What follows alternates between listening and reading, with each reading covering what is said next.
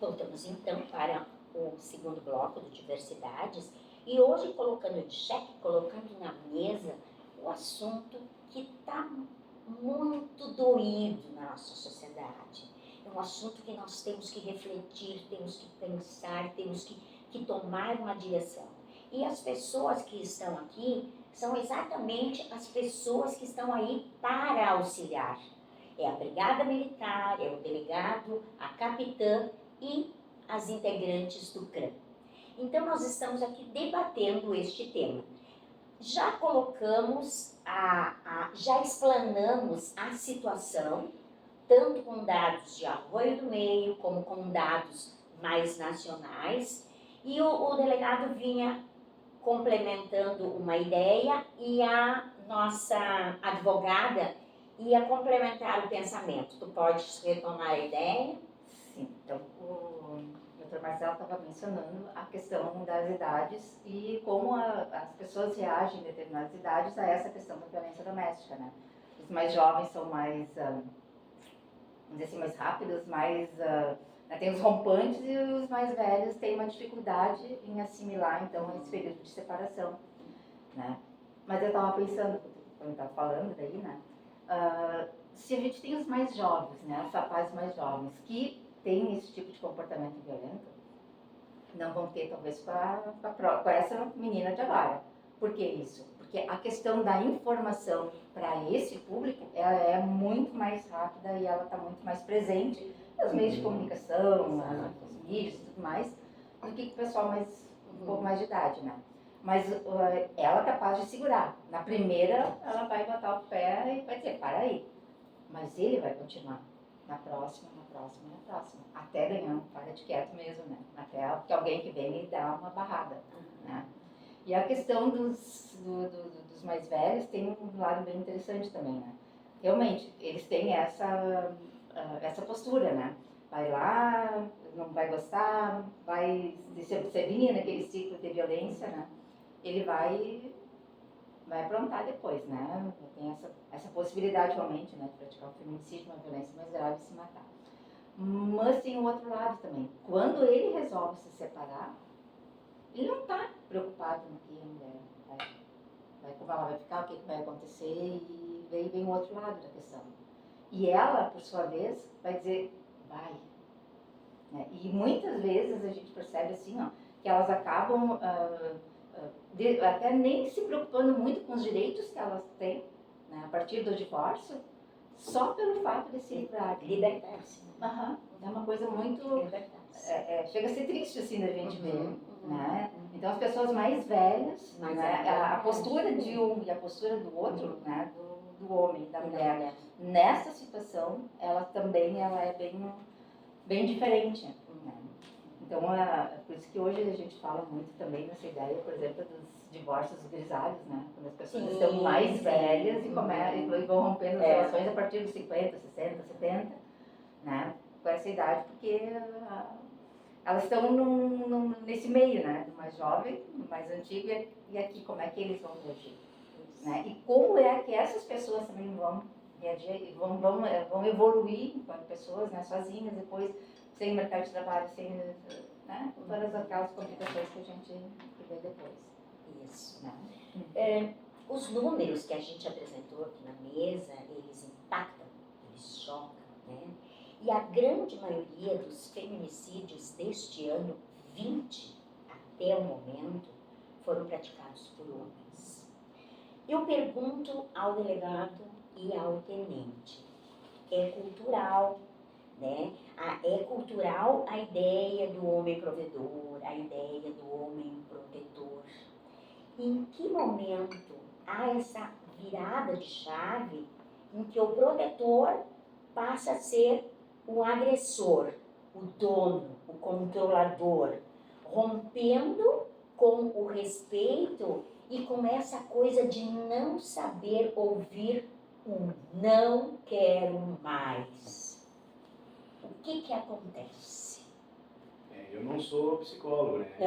Na minha casa não tem esse problema de falta de comunicação. Sim. Eu nunca tive situação assim com a esposa de chegar a pensar em partir de uma agressão física e nem psicológica, né? Sim. A gente conversa normal com um casal, temos Divergências né? normais.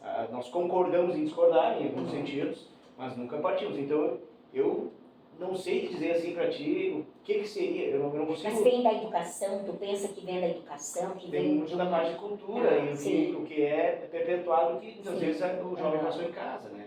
Porque antigamente eu lembro que a minha avó, ela faleceu com 93 e ela contava que ela, durante o tempo que ela esteve casada, ela teve uma situação assim que ela obedecia só ao meu avô, né? E era isso. Né? E ele faleceu, ela despertou, ela saía, ela aproveitava, enfim, né? Então parece que antigamente a cultura era assim e alguns estão perpetuando essa cultura do macho provedor, né? E a mulher só tem que servi-lo, né? Sim, né?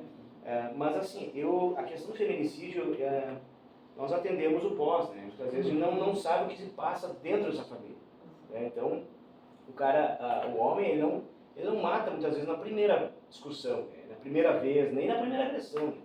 Ele é um conjunto, assim, às vezes dá sinais e as pessoas que estão em volta não percebem esses sinais, né? É uma agressãozinha aqui, uma ofensa ali, né? Até que um dia, talvez, ela vá despertar e diga não. E aí, ele, como não? Porque eu sempre mandei tudo, né? Sempre dominei. Então, a partir daquele momento, ele fica agressivo, né? Ele acaba discutindo de uma maneira mais incisiva e acaba tendo o feminicídio, né? Mas nunca é na primeira, quer dizer, nunca não, né? Pode acontecer, mas a maioria das vezes que eu analisei assim as ocorrências, não é a primeira vez, a primeira discussão, a primeira divergência deles, né? Que ele vai fazer o cometer esse feminicídio. Porque depois da primeira divergência, né? Eu estive lendo algumas coisas, vem aquela outra fase, a fase da lua de mel, namoro, da flor, do namoro, até que vem a próxima agressão. O senhor concorda, Marcelo? Sim, na verdade, assim, voltando um pouco para essa questão, né, cultural, idades e tempo. Então, o que acontece? Relações mais antigas. As próprias mulheres, elas foram educadas com uma cultura em que era normal ceder. Exato. E o fato de ceder não gera tensão. A tensão é o quê? É sempre o confronto de ideias contrárias, de visões contrárias. Quando tu tem uma relação de subordinação hierárquica, naturalmente que tu não vai ter o conflito. E aí a violência doméstica, ela praticamente não aparece. Pelo menos a violência física. Mas a violência psicológica, sim, sempre houve. Né? Que é justamente a coordenação de tudo. Onde vai, para onde vai, com quem vai falar. De roupa. Exatamente. Então, digamos, a coordenação do comportamento da mulher sendo obedecido não vai gerar algo maior. Para que vai matar a mulher se ela está obedecendo? Sim, Né? Então, justamente a ruptura é que gera tudo isso. E aí, nessas idades, né, mais avançadas, aí acaba se tendo, digamos, a mulher, ela acaba, né, chega uma hora que ela criou coragem. As filhas, muitas vezes, ajudam muito nesse processo também, já foram educadas já com um outro regime cultural e jurídico, e aí vão muitas vezes influenciar essa mãe. Né? Ô mãe, não dá mais para aceitar. E é aí que ela se encoraja. Né? E muitas vezes brigando com o próprio pai, né, com o companheiro. Se sentem mais sozinhos. E aí dá a ruptura. E a questão do feminicídio, ela está muito ligada não à questão só da uma briga e aí eu estou de cabeça quente e vou matar. É justamente a questão da ruptura. Quando não se tem a perspectiva de que a mulher vai ceder e voltar. E começa, inclusive, com atitudes de bloqueio, né? De evitar o ex-companheiro, né? Enfim, o ex-marido, enfim. E aí o homem fica numa situação de quase como uma explosão, né? De raiva. Ele não aceita de modo algum aquilo ali e vê que não tem mais perspectiva. E isso acaba sendo, digamos assim, o grande estopim para um ataque fatal. Né? E a gente tem visto isso, né? Nos últimos casos, praticamente todos são relações que terminaram. Exatamente. Né? E muitas relações que terminaram e a mulher com outro companheiro. Inclusive teve um, né? Foi aqui na região, não sei se foi em Santa Clara, né? Que foi o primeiro marido, né? Que é o pai das crianças, Sim. Foi morto. Aí o atual companheiro e o ex é que matou. Então, quer dizer, nós tínhamos ali, eram três pessoas, três relações. Três relações. Né? 3 relações com a mulher, uma atual, outras duas mais antigas e um que estava no meio do caminho ali, nessa progressão, nessa linha do tempo. E ele atenta contra a vida dos três. E mata dois. Acho que só um sobreviveu, né? Sim. Então, vejam, uma relação que terminou, já está, os outros aceitaram, né? É uma situação muito... Sim, eles viviam, o pai das crianças e o Sim. atual viviam numa Quer dizer que, relação harmoniosa. e não havia antecedente de violência doméstica entre os outros homens. Ou seja, aceitaram a situação, Sim, aceitaram a sim. vontade da mulher. E um não aceitou. E outras. E aí ele atentou contra os homens também, e contra ela, claro, né? Enfim. Então, a gente tem visto isso, né? Que os casos eles estão mais relacionados com términos de relação. E nem sempre a mulher já tendo uma relação nova, né? Isso. Quando a gente fala em violência doméstica, a gente fica, a primeira imagem assim, que vem à cabeça é bateu, né? Ah, bateu, apanhou, né?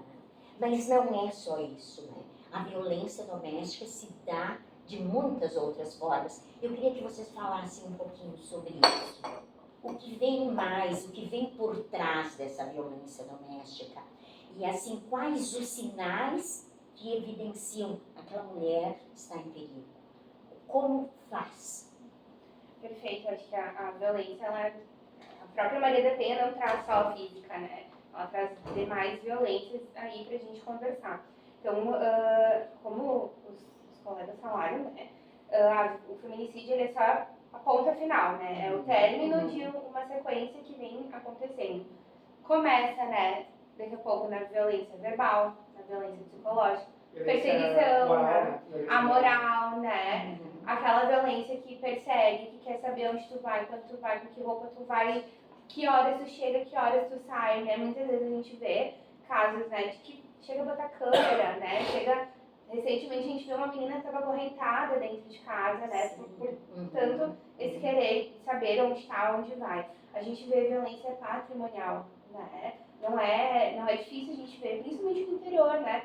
Mulher não tem acesso ao talão, não tem acesso ao cartão, não consegue ir no banco, não consegue gerenciar a sua renda, né? E muitas vezes ainda tem filhos, né? Os filhos, homens, não deixam a mulher, a mãe, ter acesso ao seu cartão, ao seu benefício, à sua aposentadoria.